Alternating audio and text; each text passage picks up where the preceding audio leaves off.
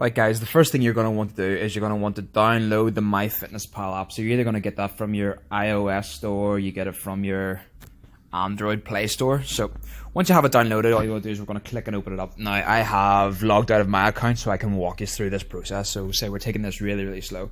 So click it up. You can either continue to sign in with your Facebook or sign up with email. I'm just going to go with how with email. So here you're going to select your goal. Now whatever MyFitnessPal tells you tends to be really inaccurate. So for people who are losing weight, they tend to underestimate the calories and leave you starving. And to be honest, I've never even had to look at the gain weight before, so I'm not quite sure what the results are from there. So let's say we're going to click lose weight, as I'd say the majority of you like to do. So here you have to look at your activity level, and your activity level is very important in relation to how many calories you're actually going to burn in a day. So if you're sat at a desk job all day, you're not going to be having the same expenditure as someone who is maybe the likes of a gardener or a waiter when they're on their feet all day. So select whichever option there best suits where you are. So we'll just click lightly active. Here, just personal details, male, let's type in whatever birthday, it doesn't matter. UK, yeah, and we'll hit next. So height, let's say we're going for someone who's 5'9". Perfect, set. Stone and pounds, we'll go for a lot of, let's say 14 dead. Let it be known I'm considerably heavier than this myself. Hit next. Goal weight, let's say we want to be 13 stone. And we want to lose recommended amount of weight per week.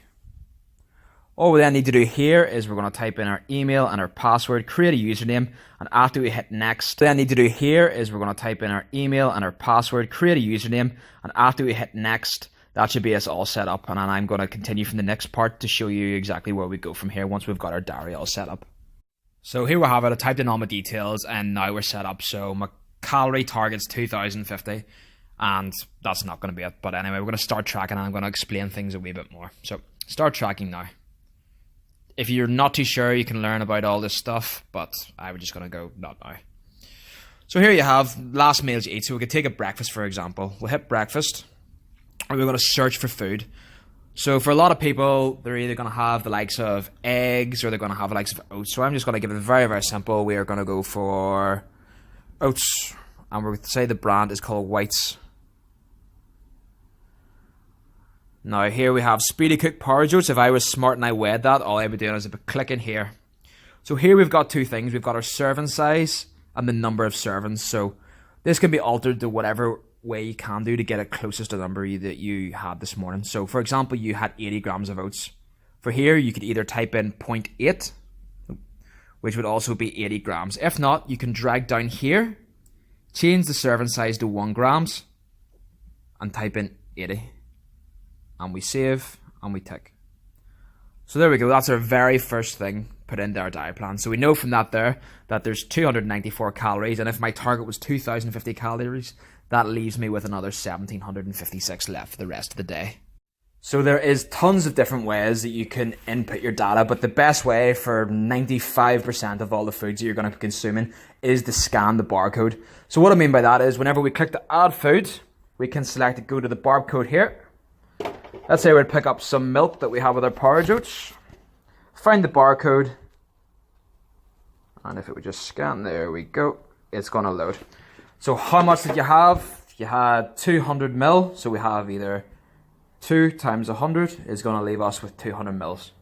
And we're going to click. And there we go. We have some accurate data there of exactly how much milk we have, exactly how many calories that is. And that's going to drop our target down a wee bit more. Guys, over the first week when you're tracking your food, try not to stick to whatever boundaries MyFitnessPal sets you.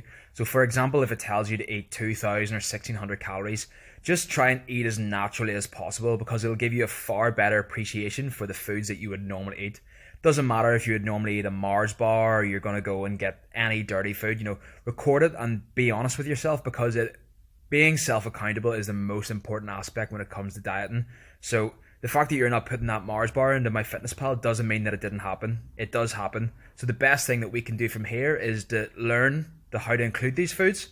And you will be surprised that once you track for a while, you will be able to include these certain junk foods that people say, oh no, you cannot eat. You will be able to include them. But over the next wee while, I will be showing you how exactly you can take this approach.